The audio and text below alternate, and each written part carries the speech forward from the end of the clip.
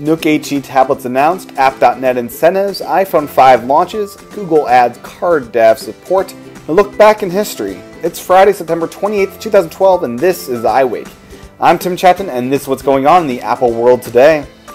Good morning, and welcome to another day of iWake. It is Friday, and my apologies for yesterday's lack of a show. I just had too much going on yesterday, and quite frankly, I didn't see a whole lot of news to cover yesterday as I was getting ready for the show, so I decided, let me push this back and have a ton of great content to talk about today, and that's what we're doing today. Lots of great stuff going on today. New Nooks and new iPhone 5 apps and iPhone 5 launches even. Lots of stuff to talk about. So let's kick it off with Nook news, Barnes & Noble news. What is going on with Barnes & Noble? So Barnes & Noble has been doing all sorts of announcements, and let's kick it off with their video service. According to The Verge, they announced Nook Video, a service for streaming and downloading video. They've signed deals with HBO Stars, Viacom, Warner Bros., Disney's, Sony Pictures, and more to be announced later. Avengers, Breaking Bad, The Daily Show will be in the content available at launch. It's going to be launching in the next month or so, this fall sometime. And that will also come with a video app for the Nook, which will sync content through the Nook Cloud that's currently used for reading material. They're also building in ultraviolets so customers can add that stuff to their Nook from DVD or Blu-ray purchases. It's very intriguing that they're entering this market. It's a no-brainer for me that they would do this, and it makes them even more competitive with the Kindle Fire and even those that use iTunes. So this is just another option in your ecosystems of choices.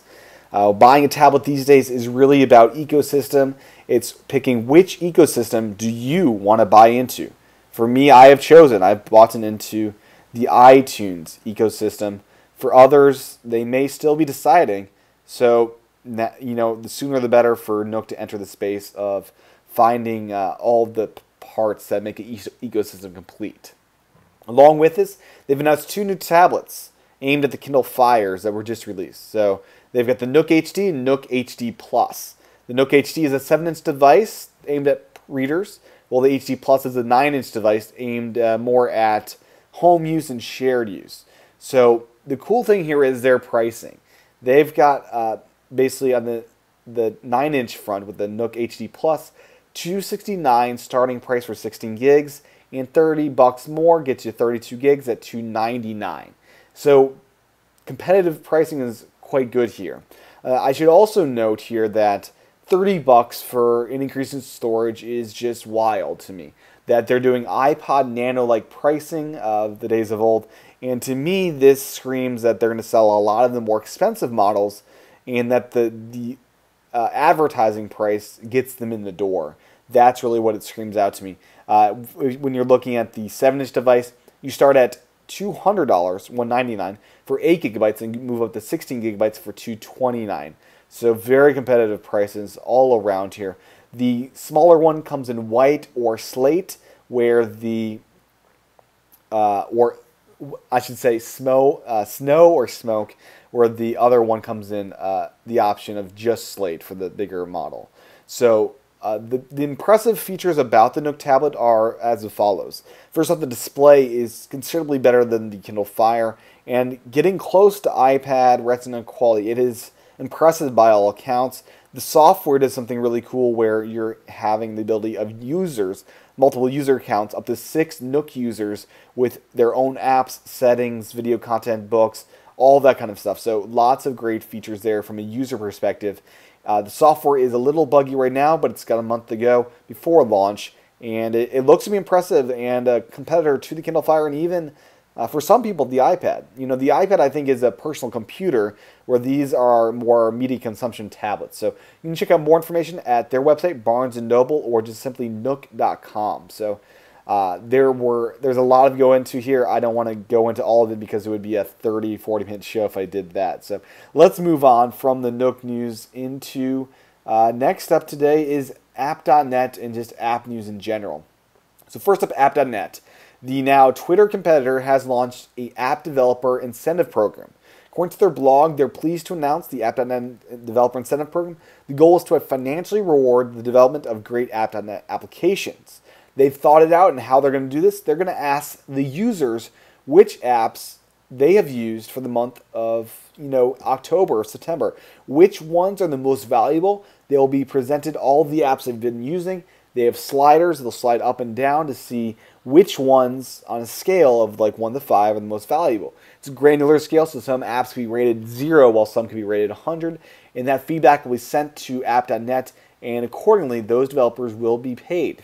They will be giving out $20,000 per month minimum to app.net developers, and this will start off on October 1st. This will be paid out based on scores, based on feedback from users, and developers that want to be in this must apply for this, including information about tax, payment information. The program is optional, so there's no need to be in this unless you want to be. And they do warn developers not to bully, pressure, or guilt trip people into doing this. Otherwise, you will be suspended from the program. So it seems like a great thing, and I'm looking forward to see developers be rewarded based on great apps. And it's good to see app.net understands the value of developers, something Twitter is now lacking. And speaking of all of this, app.net is Tapbots. They have joined app.net, and it seems that Tapbot will be, coming along for this ride and making a fairly good app.net app. And I'm sure this new incentive had something to do with that, if my inclination is to be true. In other news is a game that many of you will probably get a kick out of. If you are in the Angry Birds universe, you probably know that there's this new game called Bad Piggies. In this installment, you'll be playing from the perspective of the pigs, where you actually basically you try to resemble a map that will lead the pigs to a Berg stash of eggs. It means you have to pass a finish line each level, but instead of using a slingshot to smash into things, you will build a piggy-style contraption that propels you through each level. Those contraptions are made out of umbrellas, wings, boxes, bottle rockets, balloons, and bellows. They'll send your pig soaring. As you progress through the game, you will unlock more and more powerful pieces to add to your vehicles. So the cool thing with this app, this Angry Birds spin-off, is that it's not a slingshot-style game. It is going to be a different style game, and it won't be more of the same old with a different wrapper. So this is the first inventive thing Angry Birds has done since they launched those many years ago. It's available in the iOS store for $1 for the iPhone, $3 for the iPad, $5 in the Mac App Store, and it's in the Google Play Store as well. Speaking of app news, as Camera Plus, they've launched for the iPad after 2 years of development. This combines with a major update for the iPhone that adds the iCloud Lightbox Sync, allowing you to sync photos between your Lightbox on all your iOS devices using Camera Plus. This lets you basically work outside of the photo stream if you don't want to clutter up that with your Camera Plus stuff. So really cool stuff. It is out now. Just search for Camera Plus in the App Store. And last up in just general app news is DJ. It's on sale for $5, down from $20 for the iPad, I believe down to $1 for iPhone. This is a temporary sale, so hop on it if you want it. And now on to iPhone 5 news. The first up is just a batch of apps that are now updated for the iPhone 5. So we have Amazon, Netflix, and Foursquare. All three of those are up and running for the iPhone 5. So if you're an iPhone 5 user, go out and update. Now into a little bit of geeky information. We now have it on good authority thanks on the Geekbench application that the i6 processor is running a 1.3 dual-core processor. The previous one is a 1.0 processor for the iPad, and I believe a lower processor than that for the 4S. So this is quite a jump for the phone and a big jump as well. So speaking of all that, is more reviews coming out of the iPhone 5. And the next one is Consumer Reports. They had to do it, and they had to be as idiotic as ever. So here is Consumer Reports. The claimed improvements to the iPhone 5 in handling low-light shots were not apparent in our tests. And overall quality, both still and video images shot in low light in the iPhone 5 were of comparable quality to those shot in the iPhone 4S. Though they did appear a little cooler with a bluish hue, The shutter delay for both iPhones seemed to be instantaneous. So Consumer Reports has failed yet again.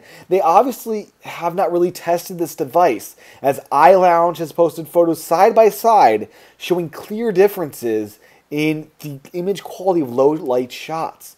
Now the interesting thing is iLounge also compared the 4 to the 4S.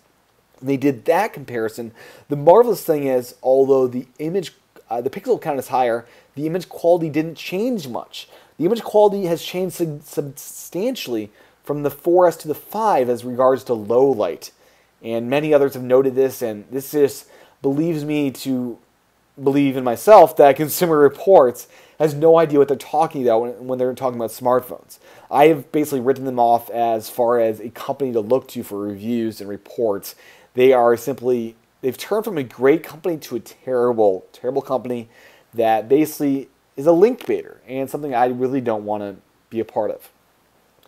Next up is a service that is provided by this website, dev.mk, which lets you check out if your IMEI is unlocked with Apple.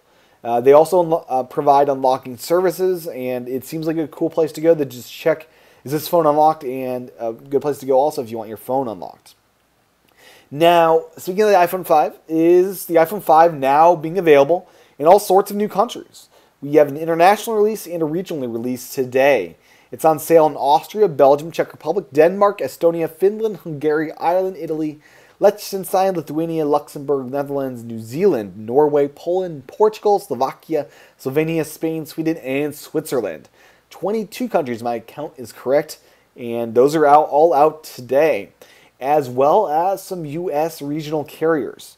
In the U.S., we now have carriers of Cricket, C-Spire, Bluegrass Cellular, Cellcom, GCI, Golden State Cellular, Nextech Wireless, Pioneer Wireless, Appalachian Wireless, MTA Solutions, and Entelos. So lots and lots of new carriers now with the iPhone 5. So great news. I'm a little bit tired of speaking all these carrier names, but hopefully your carrier or country of choice is now available, and it's out now.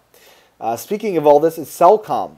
They're a Wisconsin-based provider, and they're starting their pricing out at $149 for the 16GB version of the iPhone 5. Great pricing and a great reason to go with this carrier. So this carrier is a 3G only provider, so a little bit worse quality, but you do get in for $50 less, so not a bad deal there.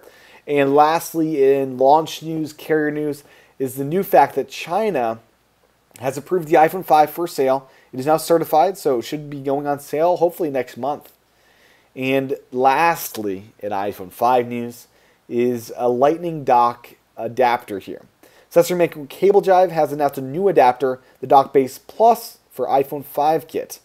It will basically enable use of your Lightning to some sort of audio connector type thing here. So I'm not going to get into all the details as the show's already running long. It's $30. It's available today. Just search for Cable Jive and you will find it. And next up is some Google news. First up is they have now added CarDAV support to their service. So you're able to open up the settings on your iPhone, add an account, add a CarDAV account, enter google.com as a server, enter your credentials, and there you go. You've got Google syncing contacts to your phone. I use iCloud now, but if you're using Google, it seems like a cool thing indeed. Another Google news is Google Drive for iPad. It got updated to version 1.1.0. It now lets you create new documents, edit existing ones, and style text. And you can also use Google Presentations, as this update will let you view your decks complete with presenter notes. So there you go. Lots of great stuff there. And lastly, in Google News is Street View is coming to mobile Safari in about 2 weeks. So that's it for that. And closing out the show, I've got two stories kind of looking back in history. First is scroll bars. I've got a link here to an image showcasing scroll bars from Xerox Star in 1981 all the way up to Mountain Lion in 2012. So very intriguing just looking at the evolution of the scroll bar and how it's changed over the years.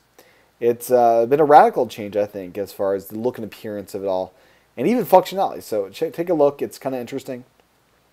And finally today is Steve Jobs on the file system. So there's a YouTube video embedded or linked to here from Steve Jobs at one of the D conferences, where he demonstrates Spotlight with his vision of the Finder diminishing as file system management, relegating to an application required only by pro users. So this is very telling of what we have now, why we have it, and why iCloud is becoming such a big thing. That Steve Jobs himself thought the file system was too complicated for everyday users, and I'd happen to agree with him. I've noticed the iOS 6 has made it easier for uploading videos and photos to Safari than even the Mac because of the simplified user experience of going from I want to upload something and immediately going to your photos and video area. So that is all for today's show.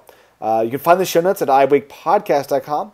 I also do videos over at youtube.com/TCHATEN. And finally, I did this thing called iWake Again. It's available for $10 a month. Gives you an extra episode every Saturday. It's an interview or monologue type show, a little bit different from the daily show, about 30 minutes in length, and it gives you access to the script. It's at iWakePodcast.com/again. So that is going out tomorrow. It's a way to support the show financially, as well as get extra content. So iWakePodcast.com/again. Thanks for listening or watching. I'll talk to the iWake Again listeners tomorrow. Everyone else, I will talk to you on Monday. Have a great weekend. Talk to you soon.